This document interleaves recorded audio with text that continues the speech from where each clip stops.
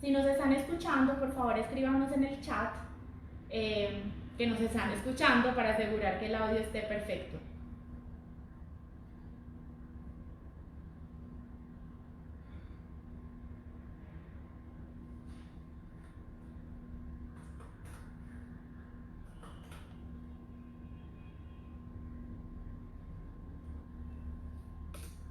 Bueno, por acá ya nos están confirmando que sí nos escuchan. Se han estado conectando de Bucaramanga, de Bogotá. A todos muy buenas tardes, gracias por su puntualidad, con su compromiso con nosotros. Nos hace muy feliz que acepten nuestras invitaciones a este tipo de eventos. Es nuestro segundo Facebook Live. La duración de estas capacitaciones, por así decirlo, duran 40 minutos, es en realidad muy corto y lo que traemos son temas de interés que nos interesa compartir con ustedes.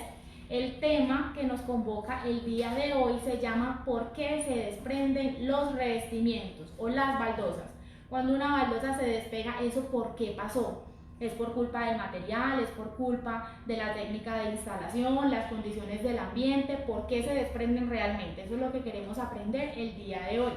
Y en el desarrollo de este Facebook Live nos va a acompañar Ricardo Molina. Él ya se va a presentar y digamos que es una persona que trabaja en el negocio de materiales de construcción hace muchísimos años. ¿Cuál es la mecánica del Facebook Live?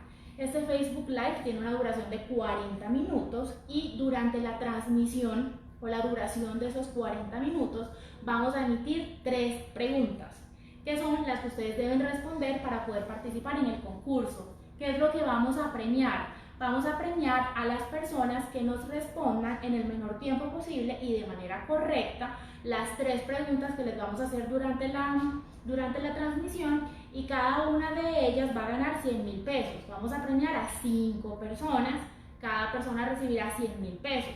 ¿Cómo vamos a premiar a esas personas? Son las personas que respondan de manera correcta y en el menor tiempo posible las 3 preguntas que les vamos a hacer durante toda la transmisión. Es decir, que si usted quiere participar debe permanecer conectado de principio a fin, porque durante toda la charla le vamos a estar lanzando las 3 preguntas.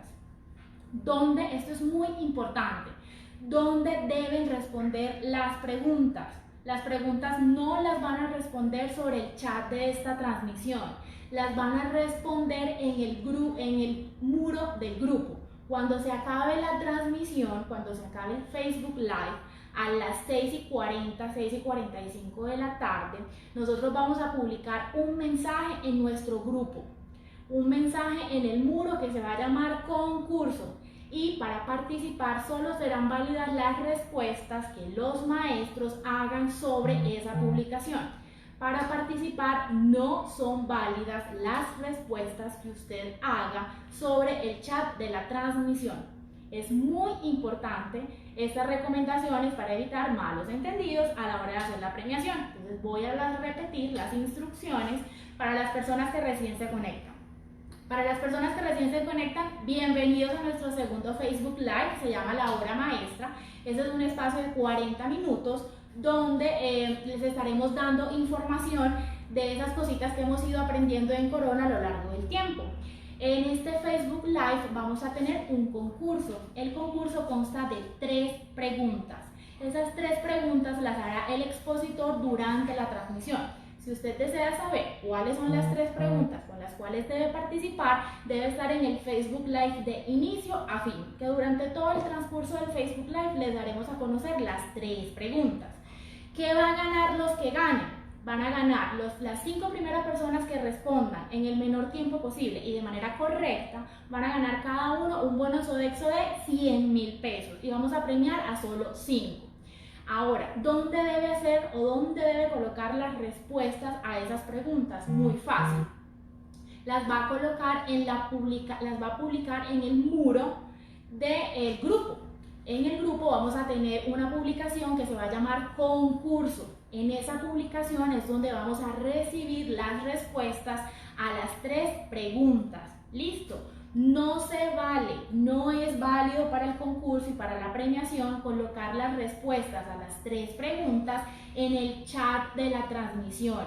Ahí no son válidas, ahí no participa. Donde sí son válidas, cuando finalicemos el Facebook Live, Apenas lo terminemos, vamos a subir una publicación en el grupo, en el muro, que se va a llamar concurso. Sobre esa publicación usted debe colocar ahí las 3 respuestas. ¿Listo? Si tienen alguna duda sobre el concurso, porfa, escríbanlo en este momento para que estemos claros para arrancar. Les agradezco a mis compañeritos que me lean la pregunta. Si hay alguna pregunta sobre el concurso, porfa. Tenemos 40 conectados. Ok, súper. Bienvenidos a todos los que nos acompañan hoy. ¿Hay alguna duda sobre el concurso?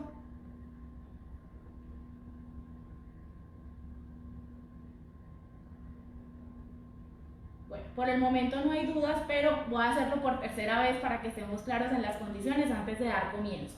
Hoy tenemos nuestro segundo Facebook Live. El tema del que vamos a hablar es cuáles son las causas o razones por las cuales se desprenden los revestimientos, y les vamos a compartir un poquito de lo que hemos aprendido durante todo este tiempo en Corona. Y para premiar su asistencia y participación en este tipo de eventos tenemos un concurso.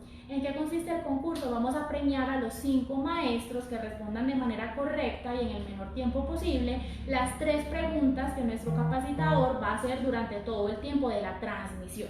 O sea que si usted desea participar, debe estar súper atento a la transmisión de inicio a fin, que en el transcurso de ese tiempo les diremos cuáles son las preguntas del concurso. ¿Listo? ¿Dónde debe responder esas preguntas? Las debe responder en la publicación que se va a llamar concurso y que vamos a publicar en el muro del grupo una vez finalice el Facebook Live. Con esto quiero decir y reiterar que no son válidas las respuestas a las preguntas que usted coloque en el chat de la transmisión. Entonces, ¿usted qué tiene que hacer? Fácil, está pendiente del Facebook Live, los 40 minutos que dura, anota las preguntas, anota las respuestas para que no se les olvide, espera a que se acabe el Facebook Live, y una vez se acabe el Facebook Live, usted va a entrar al grupo de Facebook, ya de Maestra Corona Grival, espera que le aparezca la nueva publicación que se va a llamar concurso, y sobre esa nueva publicación usted coloca sus 3 respuestas. Solo son válidas las respuestas colocadas sobre esa publicación en el muro del grupo que se llama concurso. ¿Listo? ¿Hay alguna pregunta sobre el concurso? Por aquí nos están escribiendo. Bueno, creo que todo está súper claro. Igual en nuestro grupo están los términos y condiciones del concurso y les dejamos un resumencito de los términos y condiciones para que haya claridad y transparencia en el sorteo. Siendo las 6:05, les agradecemos a todos los que están conectados y le damos la bienvenida bueno, ya son 50 los conectados, súper. Le damos la bienvenida a nuestro invitado súper especial, se llama Ricardo Molina, y lo dejo para que él se presente. Ricky, bienvenido.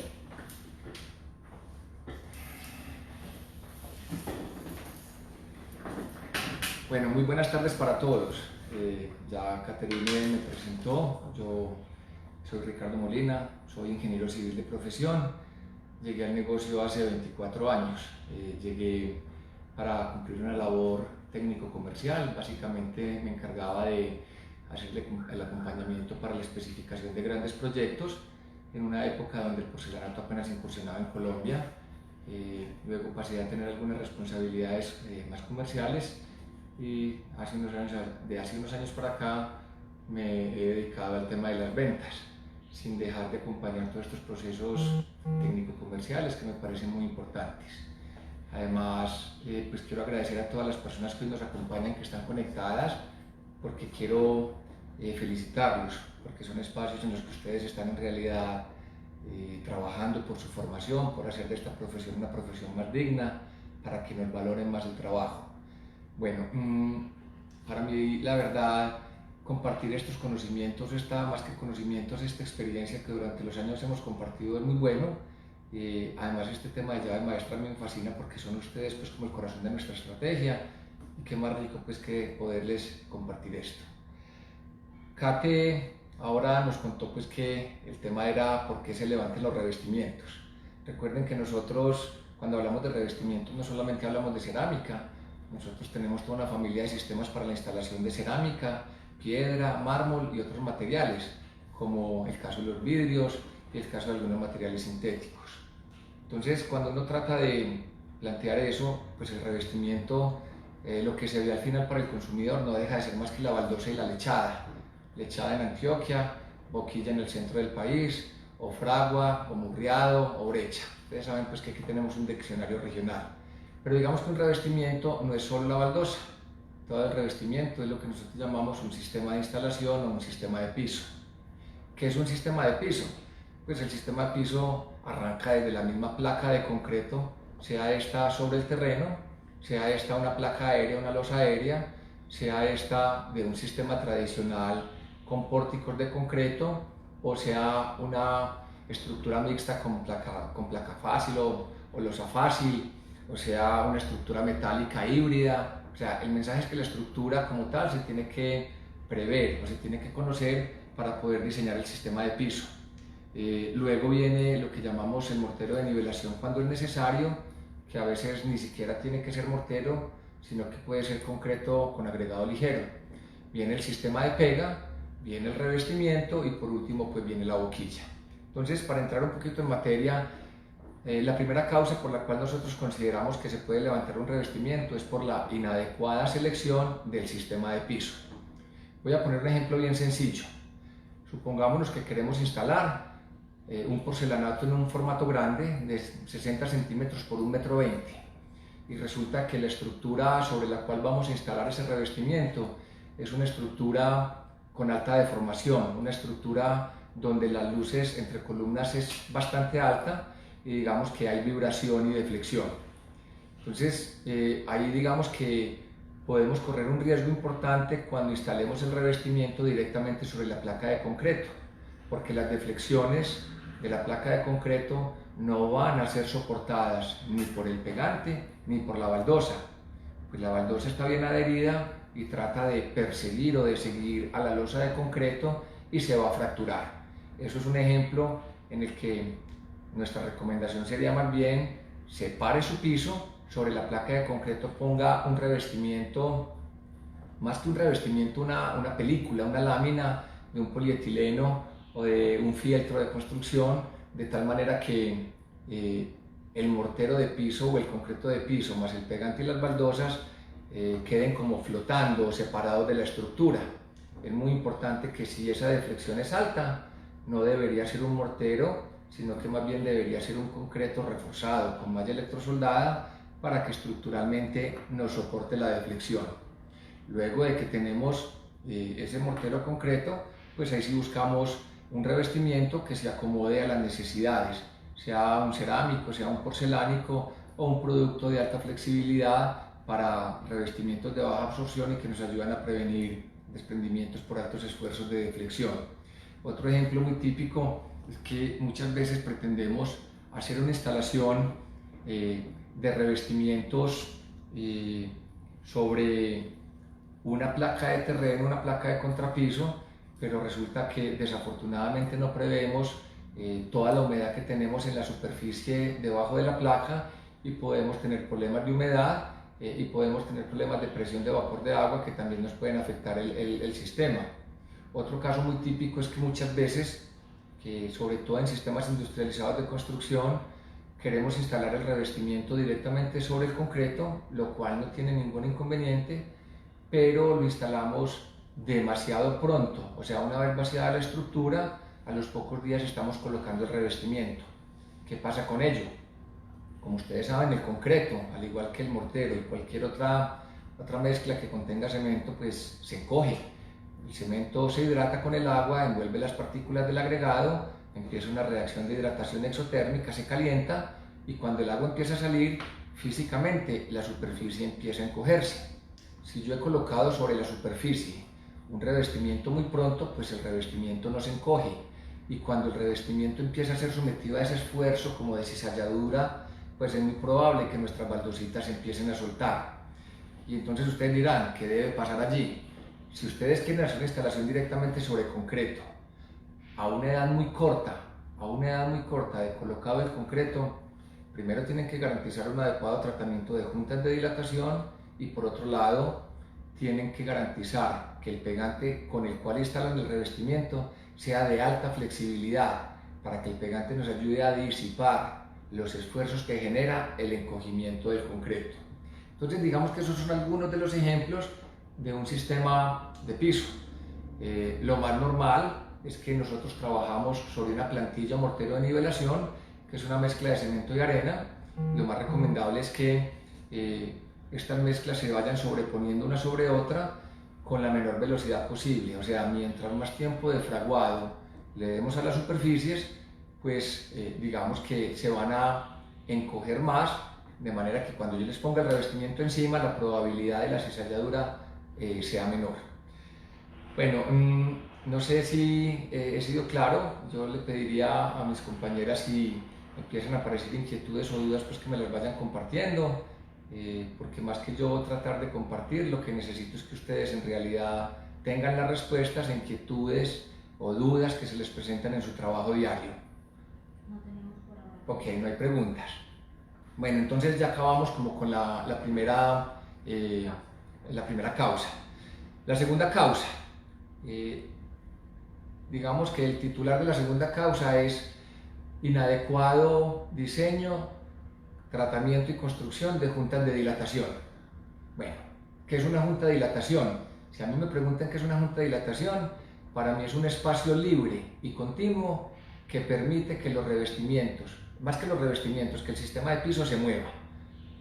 Ustedes han recibido mucha comunicación de parte nuestra en las que les hemos compartido cómo se hacen las juntas. Las juntas están diseñadas para absorber los esfuerzos que generan los movimientos. Vamos a poner entonces el ejemplo de una construcción que le hicimos a alta velocidad.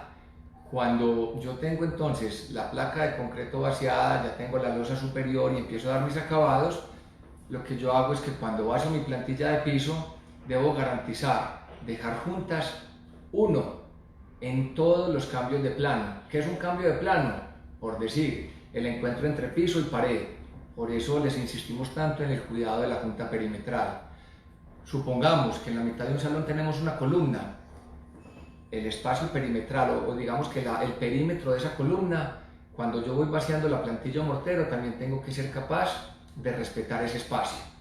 Recomendación, señores y señoras, porque creo que también tenemos profesionales femeninos, ese espacio debe dejarse desde el momento del vaciado de la plantilla o mortero. ¿Cómo logramos eso?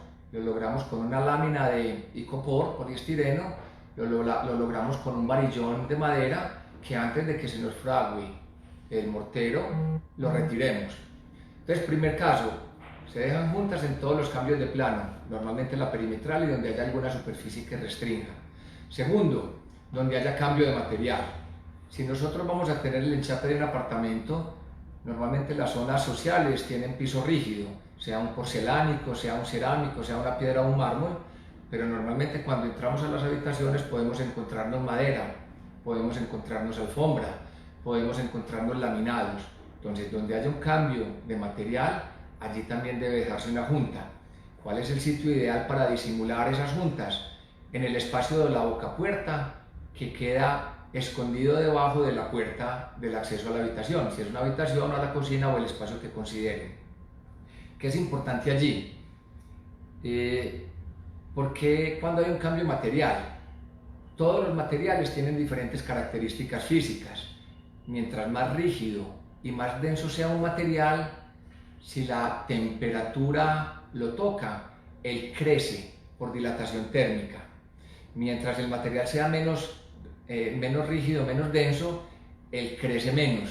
Entonces, si yo tengo un porcelanato en la zona social y supongamos que tenemos al interior de las habitaciones un cerámico y resulta que en toda la esquina del hall nos coge el poniente de la tarde y el sol cae y ustedes pueden que no se den cuenta, pero el porcelánico empieza a crecer, siendo tiene un espacio limpio, libre y flexible para acomodar ese movimiento, va a empezar a encontrarse contra el cerámico y va a haber una pelea entre los dos.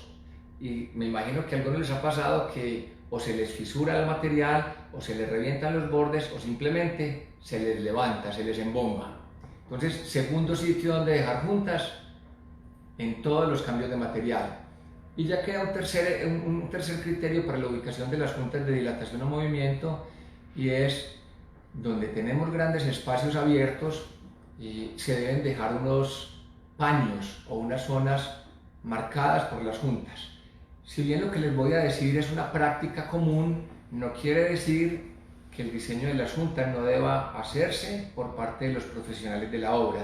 ¿Qué quiero decir con esto? Eso es calculable, y si usted conoce las características de sus materiales, puede que el cálculo de las juntas le diga: usted me tiene que dejar una junta cada 5 metros. Lo que hacen ustedes entonces es que, partiendo de los perímetros, que es donde empezamos con las juntas perimetrales, contamos los 5 metros, obviamente conociendo el revestimiento que vamos a instalar. Extendemos el tapete en el piso, y cuando decimos 5 metros puede ser 4,90 o 4,95 o 4,85. El tema es no exceder esos 5. Y marcamos la junta previamente. Luego, en la otra dirección, también empezamos a medir los mismos 5 metros. Repito, si eso es lo que nos dio el cálculo, que era cada 5 metros. Porque, por ejemplo, si la losa es absolutamente flexible, puede que el cálculo nos diga que las juntas hay que hacerlas cada 3 metros. O si nos dicen que es una estructura bastante rígida, que además estuvo la losa de concreto vaciada posiblemente hace 6 meses, de pronto entonces las juntas nos digan que es cada 6 o cada 7 metros. Pero cuando no tengan información, un buen criterio es no sobrepasar 5 metros sin dejar una junta. Pero repito, no es su responsabilidad, es responsabilidad del ingeniero o del profesional encargado de la obra. Bueno, hablemos un poquito de las juntas. Como les dije al principio, la junta no es superficial. La junta no es reemplazar la boquilla por un sello de poliuretano. No, eso no es una junta. La junta tiene que ser un espacio libre y continuo desde la placa de concreto que atraviese la plantilla de nivelación, que respete la cerámica hasta llegar a la superficie, para que cuando todo el sistema se me mueva, él se pueda acomodar. Las juntas básicamente, adicional a las que les mencioné, que es cuando vaciamos una plantilla o un mortero concreto de nivelación, también debemos respetar unas juntas. ¿Cuáles son esas juntas de respeto? Cuando nosotros en las placas, antes de vaciar las plantillas, nos encontramos las juntas de control o vaciado. Si la junta está viva y la vemos fisurada, mi principal recomendación es que no pasemos con la plantilla por encima de esa fisura. Yo lo que les recomiendo es que a partir de esa junta empiecen a modular las juntas, porque tarde que temprano esa junta de vaciado les va a salir de la superficie y les va a presentar una falla en el revestimiento, que me imagino que han visto que es una especie de pelito o hilo delgado que se observa en el revestimiento. Entonces, esas son las de respeto desde la estructura. Segundo, lo que llamamos las juntas estructurales. Deben haber visto proyectos que por su dimensión en el concreto, cada tantos metros tienen que separar la estructura. Me explico, de aquí para acá arranca una estructura con columnas, losas y vigas, y de aquí para acá al ladito hay otra estructura con una columna gemela y arranca hacia allá. Luego por encima pues tenemos que tapar esa junta. Normalmente eso lo trabajamos con un cubre juntas o algún elemento metálico que permite que se muevan las dos estructuras. El error consistiría en pretender tapar con un enchape rígido ese espacio entre las dos estructuras. Más temprano que tarde van a tener allí un problema. Entonces, ese es el segundo, criterio o causa más bien por las cuales se desprenden los revestimientos. Voy a tratar de hacerles un ejemplo aquí pues como en la cámara. Supongamos que esto que tenemos aquí es nuestra placa de concreto. A este lado tenemos un vaciado de concreto y a este lado tenemos el otro vaciado de concreto. Cuando el concreto está fresco, él empieza a encogerse, o sea, trata de echar los muros para adentro. Pero además, por el cálculo estructural, la losa se puede deflectar un poco. Entonces miren mis manos, cuando la losa se deflecta y hay retracción, mire que mis manos se empiezan a acercar. Si yo pongo un revestimiento rígido sobre esta estructura, llega un momento en que el revestimiento no nos va a caber. ¿Y qué pasa cuando empieza a sentir la compresión? Pues espero que no les haya pasado, o si les ha pasado, simplemente lo que pasa es que hay un estruendo, como una especie de explosión, y las baldositas nos quedan así. ¿Por qué es importante hacer claridad de que las baldositas nos quedan así? Normalmente cuando nosotros trabajamos con Pegacor, el Pegacor es un producto diseñado para adherir o mantener adheridas a la superficie los revestimientos. pero el Pegacor jamás estará diseñado para empujar las baldosas hacia arriba. Es muy particular porque cuando se presentan estas cosas nos llaman a preguntarnos que por qué el Pegacor no funcionó. Y yo lo que les digo es que es imposible que el Pegacor empuje las baldosas. Fue tan fuerte el esfuerzo de compresión y de retracción en la estructura que básicamente ya el revestimiento no cabe y se suelta. Si ustedes quieren reparar esa superficie, tienen que retirar las baldosas y muy posiblemente retirar 2 o 3 milímetros en toda una hilada para que las baldosas les vuelvan a caber. Entonces, de allí la importancia pues, del tema de juntas. Bueno, van dos causas, vamos entonces a resolver preguntas. No sé qué inquietudes hayan. Hay una. ¿A qué distancia se pueden hacer juntas de dilatación? Ya lo respondimos, pero... Ok, de pronto cuando se hizo la pregunta no había pasado por este tema. Como les decía, las juntas se pueden calcular. Básicamente tienen que conocer las características físicas del revestimiento, conocer las distancias entre los apoyos estructurales y conocer los cambios de temperatura o de humedad que se vayan a presentar. Pero para no enredarlos con ello, como les dije, eso es una responsabilidad de cálculo de los profesionales de la obra, pero como un criterio, digamos, típico en construcciones tradicionales, aporticadas, sistema tradicional de construcción, el que tengamos juntas cada 5 metros, alrededor de 4,80, por los lados de 4,80 más o menos, es una distancia recomendable. Recuerden que el 4,80 no es una regla de oro. Yo lo que les digo es que deberían no sobrepasar esa distancia cuando no tenemos información, y recuerden, muy importante, esa distancia tiene que venir de la mano de la modulación del revestimiento para que no tengan luego que hacer cortes y nos quede una junta bien chambón en la mitad. Es mejor dejar la junta desde baldosa completa hacia los lados. ¿Cuánto es el tiempo adecuado para el secado de la placa para empezar a enchapar? Bueno, esta pregunta siempre sale en todas las conversaciones. Si nos fuéramos a lo técnico, uno no debería trabajar sobre placas de concreto que no tengan al menos 6 meses. Lo que pasa es que eso en la mayoría de los casos no es posible. No es posible porque la velocidad de los procesos de construcción y los proyectos, los cronogramas de obra nos exigen mayor celeridad. Entonces, diría uno que como mínimo deberíamos tener 28 días, como mínimo, siempre y cuando estemos garantizando que vamos a hacer un adecuado tratamiento, construcción y sellado de las juntas, porque si no se van a hacer juntas, la probabilidad más grande es que vayan a tener problemas de desprendimientos o embombamientos. Listo. Nos preguntan, ¿cuál es el producto Corona para tratar juntas de dilatación? Ok, bueno, entonces esto suele ser una pregunta que dejamos pasar de largo.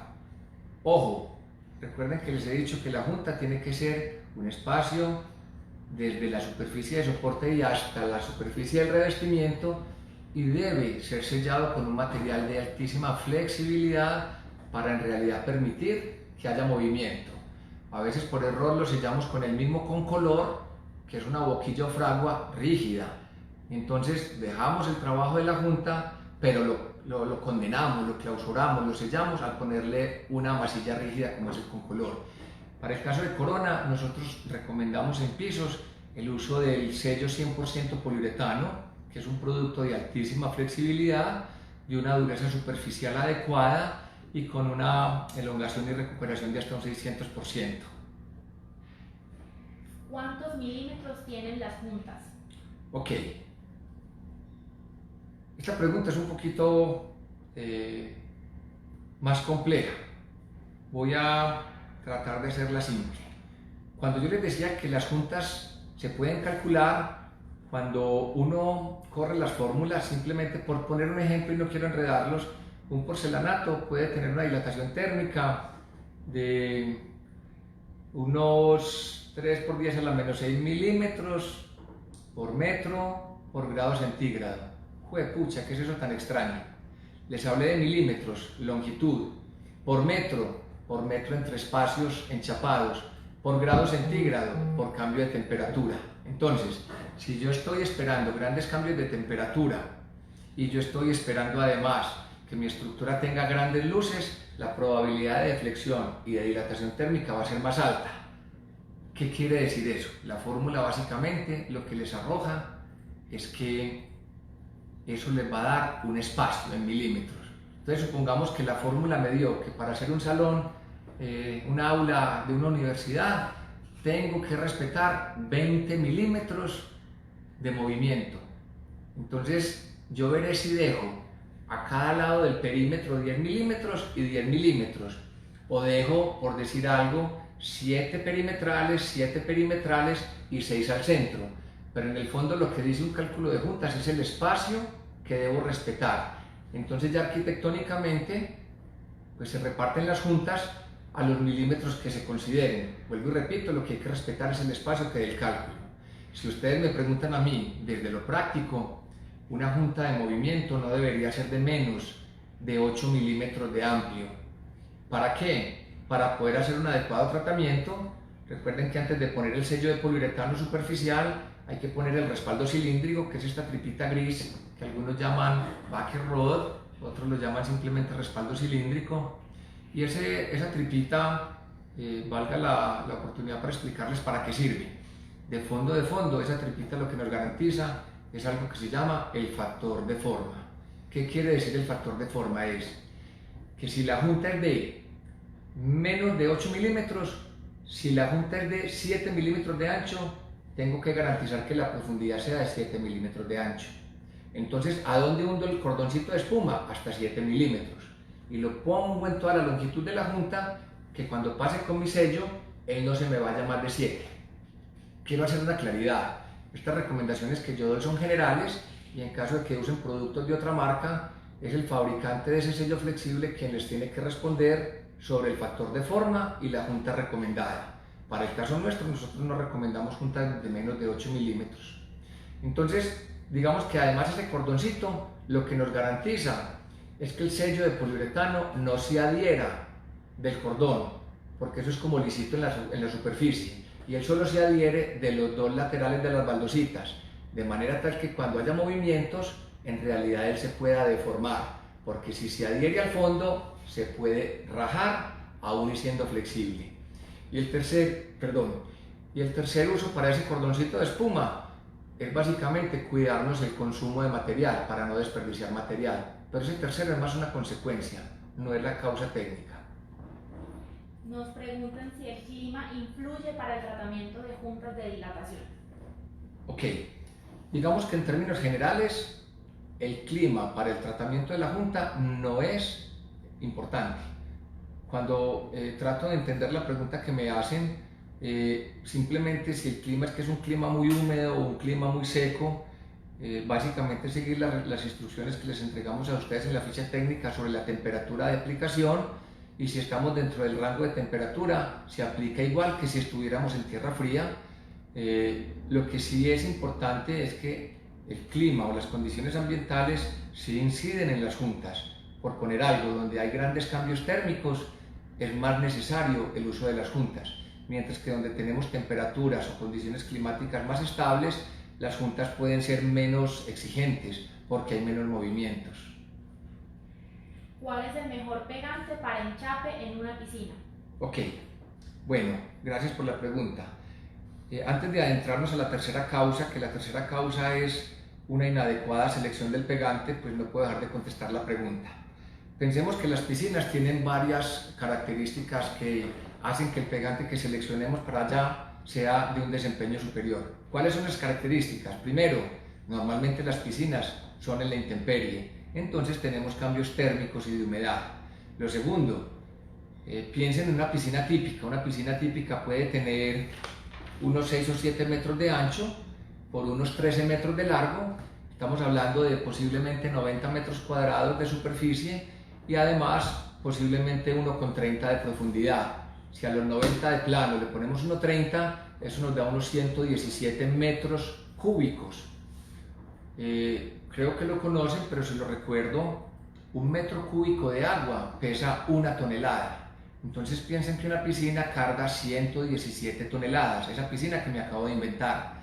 Y piensen que cuando hay movimiento, el agua genera movimiento vibratorio oscilatorio y está permanentemente empujando el revestimiento.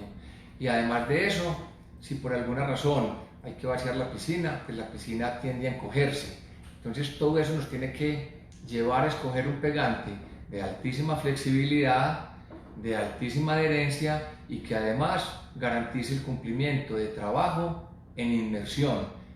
Para resumir el tema, nuestra recomendación para la instalación de piscinas es que debe trabajarse el Pegacor Flex. Listo, ya hagamos la pregunta del concurso. Bueno, entonces después de nuestras primeras dos causas vamos a hacer la primera pregunta. Ya Kate les explicó cómo deben contestar. A todos, a los que han estado atentos, mucha suerte para que respondan rápido y ganen. Bueno, ¿cuál es el producto Corona recomendado para tratar juntas de dilatación? Repitámosla. Repito la pregunta, ¿cuál es el producto Corona recomendado para tratar juntas de dilatación?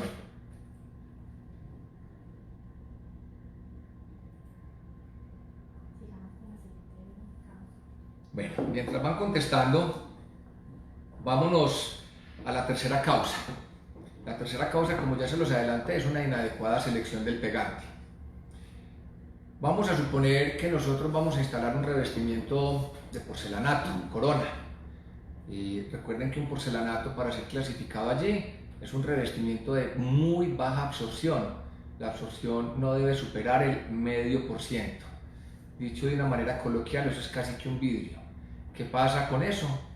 Que el pegante difícilmente va a entrar a la superficie, a la cara posterior de la baldosa. Entonces uno tiene que buscar un pegante que venga con aditivos que le permitan esa adherencia. Normalmente hablamos de aditivos látex. Los látex son de muchas familias, en el mercado se consiguen muchos pegantes con látex y digamos que ya depende de cada fabricante pues como las características. Entonces supongamos que por alguna razón, por algún capricho del propietario, porque por alguna razón no conocen la existencia de estos productos, pues vamos y compramos un pegante cerámico.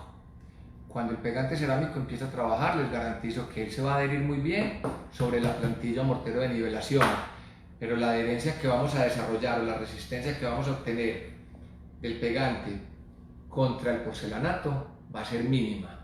Ante un pequeño movimiento, ante un pequeño asentamiento, ante una pequeña contracción, lo más probable es que la baldosa quede absolutamente suelta porque no hubo un anclaje químico que garantice su estabilidad.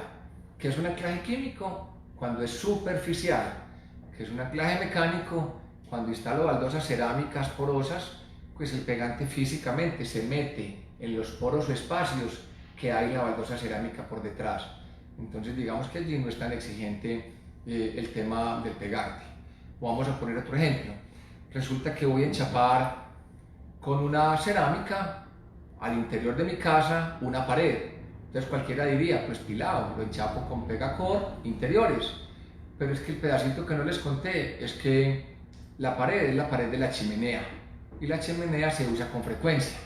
Cuando yo prendo mi chimenea, genero temperatura alta que hace que los revestimientos crezcan. Cuando apago mi chimenea, el revestimiento vuelve y se acomoda a su tamaño, digámoslo, y en este va y viene, si yo le pegara con un revestimiento, con un pegante como el Pegacor, que es de muy buena adherencia pero no es flexible, pues más temprano que tarde va a tener un desprendimiento. ¿Qué debo hacer en un tema de chimeneas? Buscar un pegante de altísima adherencia, de altísima flexibilidad, caso del Pegacor Flex, caso del Pegacor Superflex o alguno similar. Vamos a poner otro ejemplo. Normalmente cuando uno habla de que es un sistema, uno siempre tiene que tener tres preguntas claras. ¿Qué voy a enchapar primero? ¿Sobre qué lo voy a enchapar segundo? ¿Y cuál es el ambiente o las condiciones de uso? Hagamos un ejemplo un poquito chistoso. Yo voy a hacer un enchape en interiores y voy a hacer una piscina cubierta. Entonces, como es interiores, pues yo no necesito un pegante flexible porque es que no hay cambios térmicos. No. Aquí, por más que sea interior, lo que nos restringe o nos exige un pegante de alta especificación es el tema de ser piscina. Entonces, sea interior o exterior, el tema es alta adherencia y flexibilidad. Nos tenemos que ir a un pegante más flexible, caso Pegacor Flex. Pero resulta que no, lo que pasa es que yo voy a instalar simplemente un revestimiento cerámico sobre un piso interior. Pues yo no tengo ningún inconveniente en especificar un Pegacor interiores. Pero no, resulta que es que el piso no es interior, perdón, sí es interior, pero resulta que es que yo tengo un cuarto frío porque soy fanático de la carne y quiero enchapar el piso. Entonces resulta que es que esa cava no siempre permanece a baja temperatura, a veces sube temperatura, a veces baja temperatura. Entonces hay quien me condiciona el pegante, no es que sea interior, sino los cambios térmicos. Debo buscar un pegante flexible, caso Pegacor Max, caso Pegacor Flex. Sigamos poniendo ejemplos, voy a instalar una fachada y resulta que es que la fachada es de gran altura, entonces posiblemente, aparte de tener una alta adherencia, tenga que tener una altísima flexibilidad. Entonces debo usar un pegante super flex. Entonces, más allá de yo tener claridad de cuál pegante usar, lo que tengo que tener claro es qué revestimiento voy a instalar, sobre qué superficie lo voy a instalar y cuál es el ambiente de uso. Cambiemos el ejemplo, voy a instalar cerámica en interiores sobre piso. Entonces, pegante cerámico, Pegacor interiores porque es en piso, pero no, resulta que es que el piso es el piso del ascensor, que es una lámina metálica. Sobre metal no pega un pegante cementicio, allí me tengo que ir a un pegante epóxico. Entonces, si yo no tengo claras esas tres variables, es posible que yo tome una decisión y no escoja el pegante adecuado. Cuando se presentan cambios térmicos, cuando empieza el tráfico sobre el ascensor, pues lo más probable es que voy a tener un desprendimiento. Entonces, no solo es, primero, selección del sistema de piso, segundo, adecuada diseño, construcción, tratamiento y sellado de juntas, tercero es tener claridad qué voy a instalar, sobre qué lo voy a instalar y el ambiente de uso, y ahí sale el pegante adecuado. ¿Preguntas allí? Cuando uno pega porcelanato, ¿se puede hacer a 1 milímetro o cuál es la medida que se debe utilizar? Bueno, supongo que cuando mencionan 1 milímetro es la separación entre las baldosas. Yo se lo voy a contestar desde dos ópticas. Desde mi experiencia, yo no pegaría revestimientos a 1 milímetro, porque eso exige, más allá de la técnica o de la profesionalidad, la profesionalización de la mano de obra, nos exige tener unos revestimientos impecables en el tamaño.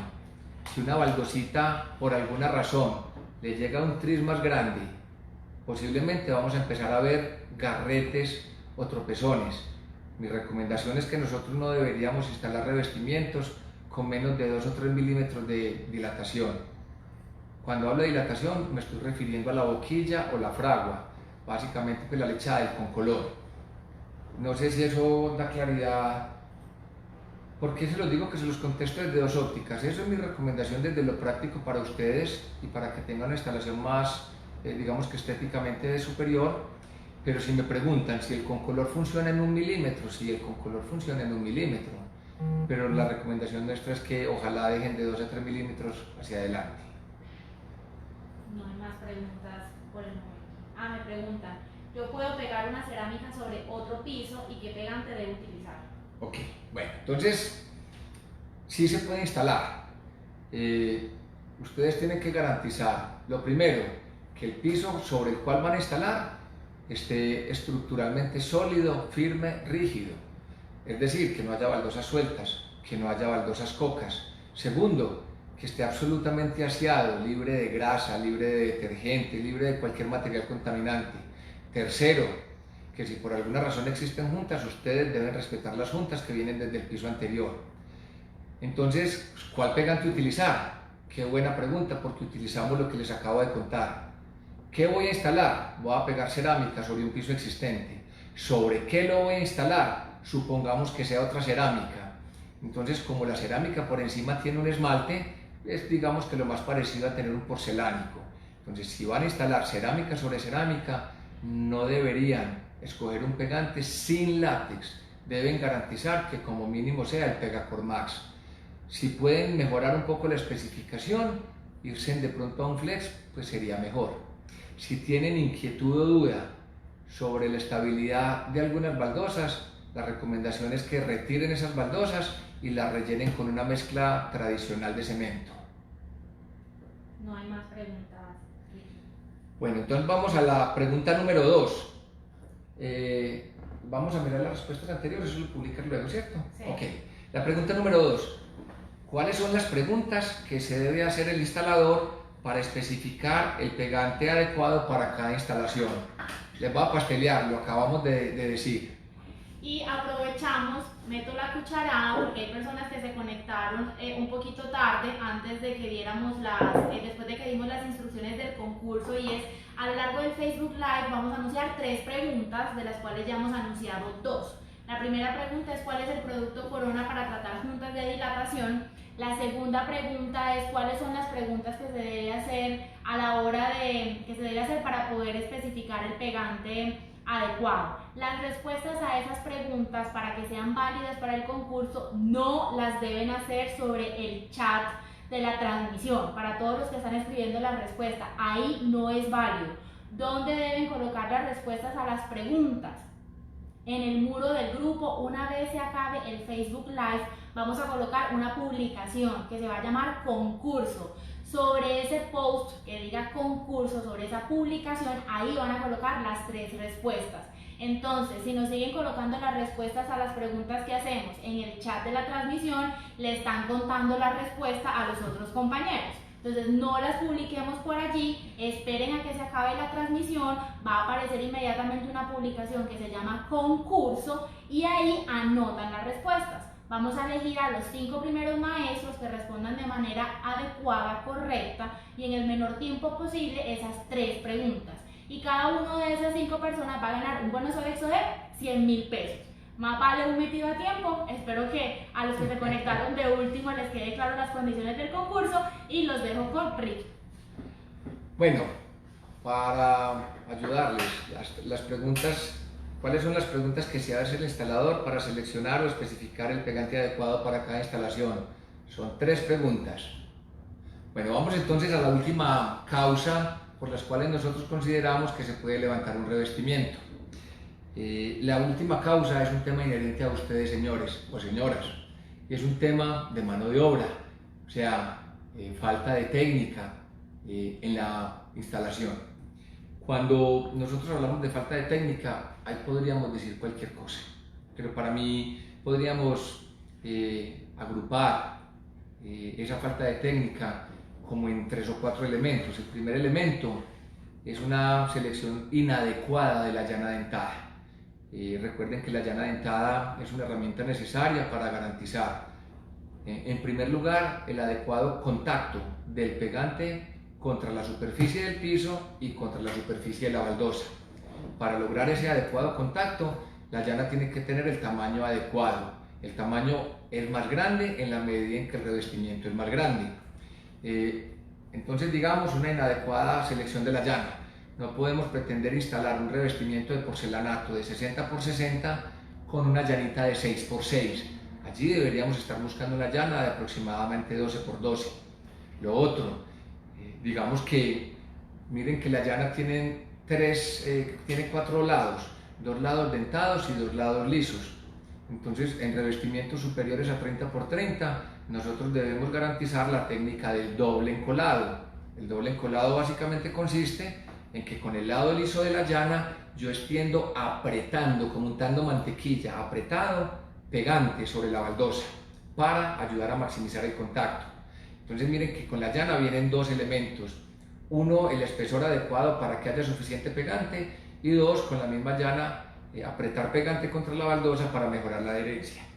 ¿Qué otro? Entonces primero la herramienta. Lo segundo, digamos lo que el manejo de los tiempos. No todos los pegantes son iguales. Creo que en las capacitaciones que hemos tenido a través de Llave Maestra les hemos compartido lo que es la norma técnica colombiana que normaliza los pegantes. Entonces, los pegantes tienen tiempos abiertos diferentes y tienen tiempos, digamos, de colocación diferentes.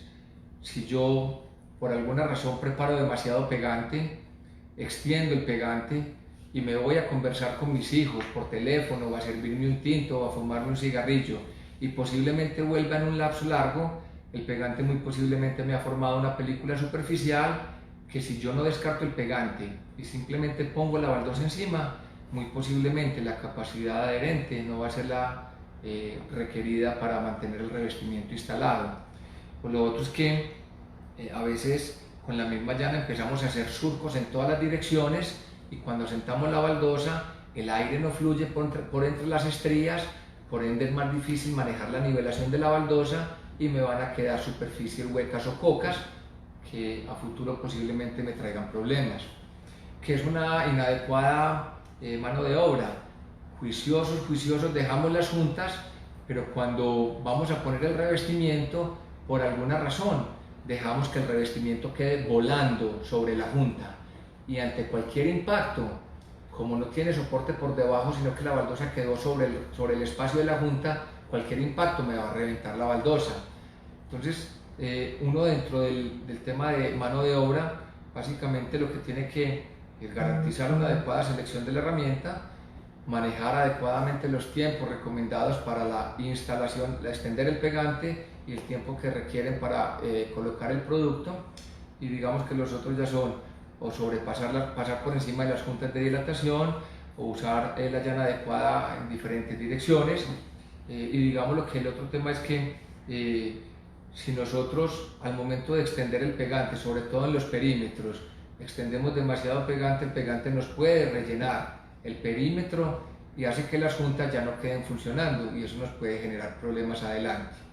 Digamos que ahí son como las principales causas que nosotros asociamos o que llamamos inadecuada técnica de la mano de obra. No sé si haya preguntas, Katy. Sí, nos preguntan, tengo un tanque revestido en concreto con un área de 574 metros, ¿qué pegantes debo utilizar? Ok.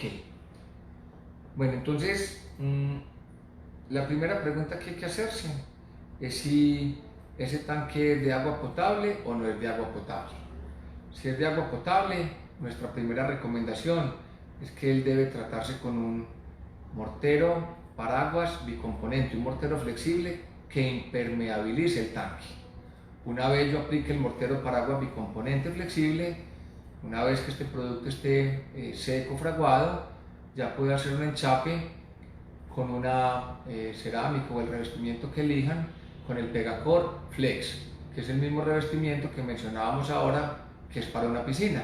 Y es básicamente porque ese tanque, por su dimensión que es bastante grande, pues va a tener una exigencia por presión y por movimiento de agua bastante alto, y de allí el pegante de altísima adherencia y de altísima flexibilidad.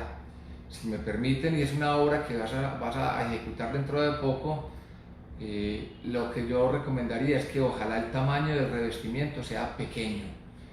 En superficies de almacenamiento donde hay tanta carga, mientras más pequeño el revestimiento, la probabilidad de éxito es superior.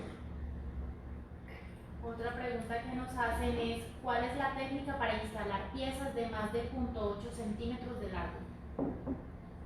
Ok, supongo que cuando hablan de 0.8 centímetros se refieren a 80 centímetros. Quisiera, si es así, lo interpreté bien, a grandes formatos, yo creo que ustedes tienen básicamente tres grandes retos. Lo primero, deben tener una preparación de la superficie, su mortero de nivelación o su placa tienen que quedar absolutamente plana. Lo segundo, deben contar con una herramienta adecuada, porque con seguridad van a tener cortes. No es el objeto de este Facebook Live, pero a través de llave maestra podemos compartirles información asociada a las herramientas de Rubí para cortes de grandes formatos. Lo tercero, les sugiero que manejen, que consigan unas ventosas para la adecuada manipulación de esas baldosas grandotas. Y miren que dejo de último el pegante. Para este tipo de revestimientos, Corona desarrolló el Pegacor Super Cubriente, que es un pegante de fácil extendido, que admite buena capa y que no exige el uso de doble encolado, de manera tal que cuando ustedes pongan la baldosa de gran formato sobre él pueda fluir suavemente y que el uso del mazo o martillo sea mucho más fácil y que en el fondo les garantice una superficie de contacto lo suficientemente grande para poderles garantizar a ustedes la adherencia y estabilidad del revestimiento. Entonces, básicamente, una buena herramienta y Pegacor Super Cubriente. Nos preguntan si el mortero paraguas bicomponente para los tanques de agua sirve para dejarlo directo al agua o se debe revestir. Ok, mi recomendación siempre será revestirlo. Él puede funcionar allí, pero mi recomendación siempre será revestirlo, porque por temas de asepsia, por temas de higiene, Es mucho más fácil hacer un mantenimiento sobre un revestimiento que es liso que sobre un mortero que es algo texturado, rugoso. Y ojo con esto, estoy partiendo de que es un tanque de agua potable, que si es un tanque que no es de agua potable lo puedes dejar a la vista y no hay ningún inconveniente. ¿Qué preparación debe tener la zona para recubrir el techo de un cuarto frío? Ok, qué buena pregunta. Voy a imaginarme el cuarto frío. Normalmente los cuartos fríos en su interior son de alguna superficie plástica, de lámina plástica o lámina metálica. Si esto es así, lo primero que tienen que tener claro es que sobre recubrimientos plásticos o sobre láminas metálicas, los pegantes de Pegacor no te funcionan. Ahí tenés que buscar un pegante epóxico que es de la familia de Laticret y los Latapoxy. Si por alguna razón el cuarto frío simplemente es una placa de concreto o un mortero sobre la placa de concreto, la primera recomendación es que dejen pasar el mayor tiempo posible para que haya un fraguado adecuado, para que logren una buena resistencia y para que se haya presentado una mayor retracción. Una vez logrado esto, yo básicamente lo que les digo es que deben garantizar que si hicieron un mortero, pues que no les haya quedado ni polvoriento ni con partes sueltas, retírenlo todo con una grata metálica y luego de ello simplemente trabajen con un Pegacor, que en este caso podría ser un Pegacor Ultra. Más allá de esto, como no conozco como el cuarto frío, pues me queda un poco difícil hacer una recomendación más específica. Si quieres, por un mensaje interno a llave maestra a través de Caterine, con todo el gusto te acompañamos y podemos enviar a alguien de nuestro servicio técnico para que te asesore. Pregunta, cuando una baldosa está pandeada, así le haga doble encolado, queda con burbuja de aire. Ok, qué buena pregunta. Normalmente los revestimientos pueden tener algo de alabeo o pandeo, depende cómo lo queramos llamar. Trato de entender lo que me preguntan y es que uno ve como las montañitas, las ve con alguna curvatura.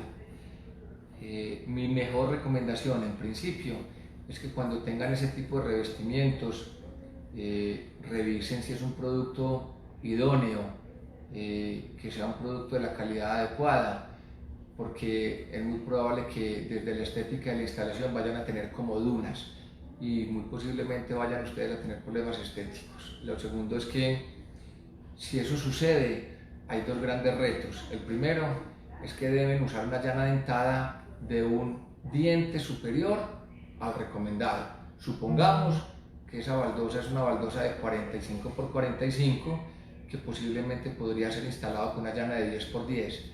Para poder rellenar por debajo de la curvatura de la baldosa, pues yo les recomiendo que como mínimo suban la llana a 12 por 12 y que el doble encolado lo hagan un poco más grueso. De esa manera minimizan la posibilidad de que les quede la burbuja de aire, pero tiene usted razón, es muy probable que les quede. ¿Cuál sería la boquilla a usar para altas temperaturas? Por ejemplo, el interior de una chimenea. Ok, bueno, si ustedes me preguntan por eso, es inevitable que yo además les hable del revestimiento. A la pregunta, yo trabajaría una junta epóxica. Las juntas epóxicas son de un desempeño altísimo, muy superior en términos de resistencia a la abrasión, de resistencia a la temperatura, de resistencia al pulsionamiento, de resistencia digamos, a los químicos. Pero la boquilla solita no hace milagros, entonces es muy importante. No es normal que una chimenea se enchape al interior, pero que traten de trabajar con algún tipo de revestimiento refractario. Esos revestimientos son los revestimientos que absorben mucho calor. El problema es que estéticamente no son los más adecuados, pero tratando de entender la situación al interior de la chimenea difícilmente alguien mirará si es bonito o feo. Pero básicamente el tema es ese, un revestimiento refractario, una boquilla epóxica, caso con color antimanchas, caso Spectralock, pero no es lo más, pues no entiendo la instalación, no es lo más aconsejable un revestimiento al interior de una chimenea. Listo, y ya para finalizar este Facebook Live, si finalmente se desprende el revestimiento, ¿qué hay que hacer para resolverlo? ¿Se puede recuperar la baldosa? Sí. ¿Qué pasa con el pegante que queda en la superficie? ¿Qué debe hacer el maestro? Bueno, La verdad es una pregunta demasiado amplia porque va a depender del tipo de desprendimiento. Normalmente cuando son desprendimientos por embombamiento, normalmente el revestimiento se puede recuperar porque las baldositas, la gran mayoría salen limpias, entonces se puede recuperar. Creo que lo mencioné anteriormente, cuando es un desprendimiento por embombamiento, lo primero que ustedes tienen que revisar es si están las juntas adecuadamente construidas. Es muy probable que haga falta poner un par de juntas adicionales.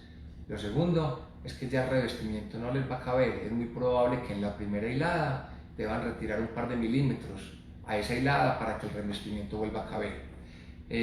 Puede que haya desprendimientos donde el embombamiento, la baldosa traiga por detrás el pegante y parte del mortero de nivelación o pañete. Allí va a ser muy difícil recuperar el revestimiento.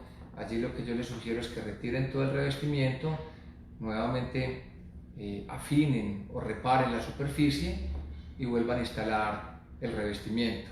Con la misma recomendación, cuando hay embombamientos, normalmente es por ausencia o maltratamiento de juntas de movimiento, juntas de dilatación. No sé si esto responde a la pregunta, pero igual si hay algún caso específico, por el mensaje directo, por el chat que tenemos con ustedes en Llave Maestra, con todo el gusto las atendemos. Listo, por ahora no hay más preguntas. Bueno, nos hacen la última. ¿Se debe mojar el enchape?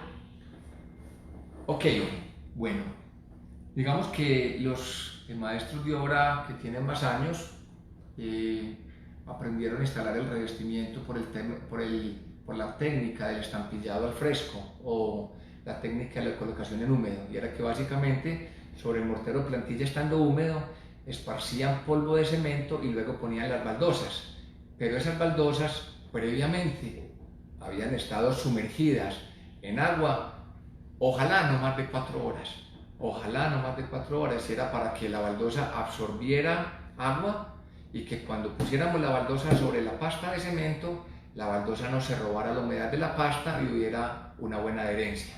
Con las técnicas modernas, con la cerámica de hoy en día, las baldosas no deben ser sumergidas en agua.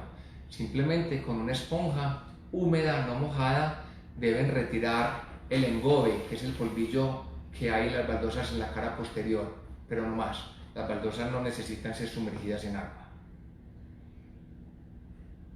Listo. Ya ahí terminamos la sesión de preguntas y enuncia por favor la tercera pregunta. Bueno, la última pregunta para que cerremos. Mencione 2 errores comunes a la hora de instalar revestimientos. Repito, mencione 2 errores comunes a la hora de instalar revestimientos. Y repitamos entonces las 3 preguntas para que ya vayan preparados. Bueno, pregunta número 1. ¿Cuál es el producto Corona recomendado para tratar juntas de dilatación o movimiento? Pregunta número 2. ¿Cuáles son las preguntas que se debe hacer el instalador para especificar o elegir el pegante adecuado para cada instalación? Pregunta número 3.